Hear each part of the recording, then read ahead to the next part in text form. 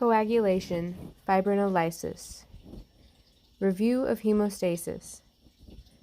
Prevention of blood loss, vasoconstriction, temporary platelet plug, primary hemostasis, coagulation, secondary hemostasis. Fibrinolysis dissolves the clot and restores function. Regeneration or repair. Fibrinolysis, the process of removing unwanted fibrin deposits, represents a gradual, progressive enzymatic cleavage of fibrin to soluble fragments. Inactive protein, or plasminogen, becomes activated to plasmin. Fibrin, the end goal of the coagulation cascade. Fibrin is from fibrinogen and is activated by thrombin. Thrombin is from prothrombin. It's activated by factor 10A, factor 5A, phospholipid, and calcium. We need fibrinolysis because if you do not stop the clotting, it will take over and grow and grow. It will occlude the vein, press on other structures, and cause pain and death. Breaking down the clot. We need plasmin enzyme or proteolytic enzyme. It breaks the clot down into fragments, or FDPs. Fragments are cleared by the liver and kidneys. Plasmin causes cleavage of fibrin and fibrinogen to soluble fragments. It has to break down both fibrin and fibrinogen.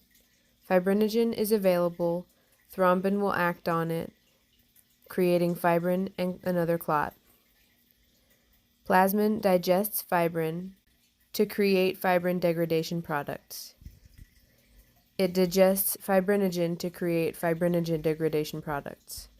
It digests factor 5 and factor 8, and it digests prothrombin and factor 12 to prevent clot formation. If plasmin is free all the time, it will degrade every blood clot and you will bleed out. Plasminogen, made in the liver, floats in the plasma until it is incorporated into the blood clot during formation. Prothrombin becomes thrombin. It acts on fibrinogen to make fibrin. Plasminogen is absorbed and built into the clot with fibrin until TPA activates it. Plasminogen becomes plasmin over a few days. The clot starts to dissolve. Fibrin or fibrinogen degradation products. X and Y are the early split products or fibrin degradation products. D and E are the late degradation products. D-dimers are only made from fibrin. The fragments of fibrinogen are removed from circulation. Activators of plasminogen. Factors 12A and kallikrein, 11 and high molecular weight kininogen.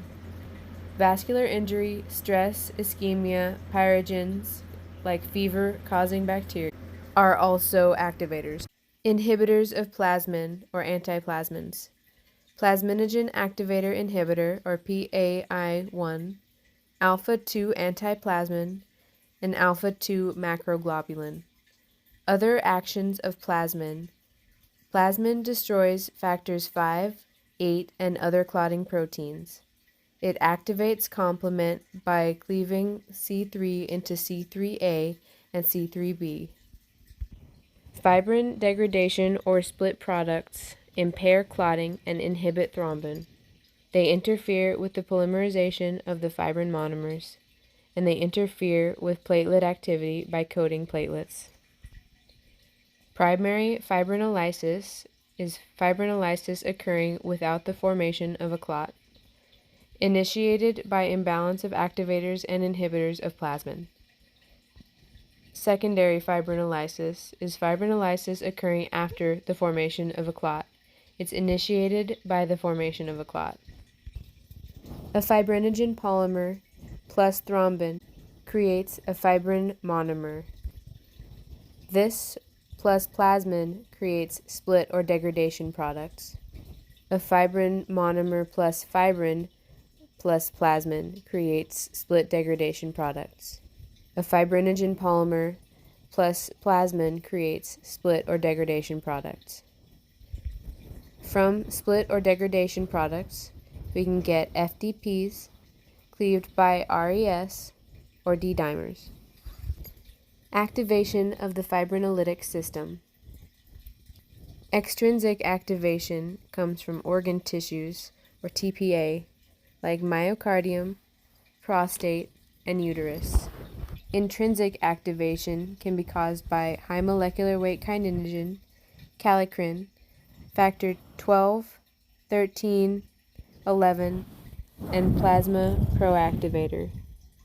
Secretions that can activate the fibrinolytic system are urine or urokinase, tears, saliva, semen, and milk. Laboratory testing for fibrinolysis. Latex agglutination test. Reagents are antibodies to FDP fragments D and E coating latex bead.